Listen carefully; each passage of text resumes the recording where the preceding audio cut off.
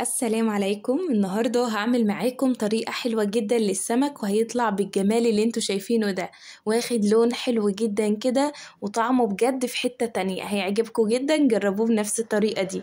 تعالوا كده على طول نشوف الطريقة. بس لو أول مرة تشوفوني، أنا أسماء شاور ودي قناتي. ما تنسوش تشتركوا في القناة ولايك وشير لو عجبكم الفيديو. أول حاجة هنقول بسم الله الرحمن الرحيم ونصلي على الرسول.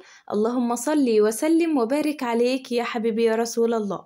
جبت بقى معايا 3 بصلات كبار كده، قطعتهم قطع صغيرة، ممكن كمان تضربوهم في الكبة، وعليهم كده 3-4 قرون من الفلفل الأخضر، وحط عليهم كده شوية من الزيت.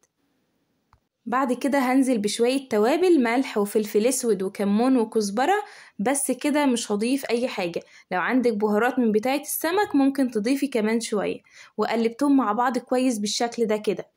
هجيب بقى معايا سمك بلطي، ممكن تستخدموا اي نوع سمك انتوا حابينه، وابدأ اعمل فيه فتحات كده علشان اللحم من جوه يبقى طعمه كمان متبل كده وطعمه حلو. معايا بقى سمكتين كبار كده، وبعمل في كل واحدة 3 فتحات كده من كل جنب.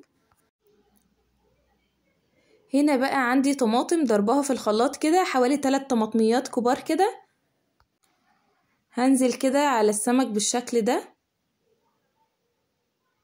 بعد كده هحط على وش السمك ده من فوق كده، علشان التوابل دي بتمسك على السمك. هروح ارش على وشه كده شوية من الفلفل الاسود وشوية من الكمون والكزبرة.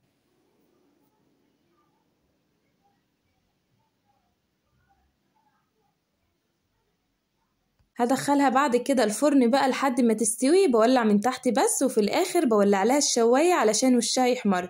ممكن كمان تسووها على عين البوتاجاز كده، وفي الاخر تدخلوها الفرن وشها يحمر بس، يعني زي ما تحبوا.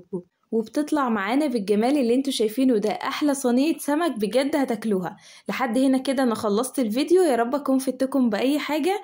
استنوني الفيديو الجاي، استنوني فيديوهات كتير حلوة، واسيبكم في رعاية الله، والسلام عليكم ورحمة الله وبركاته.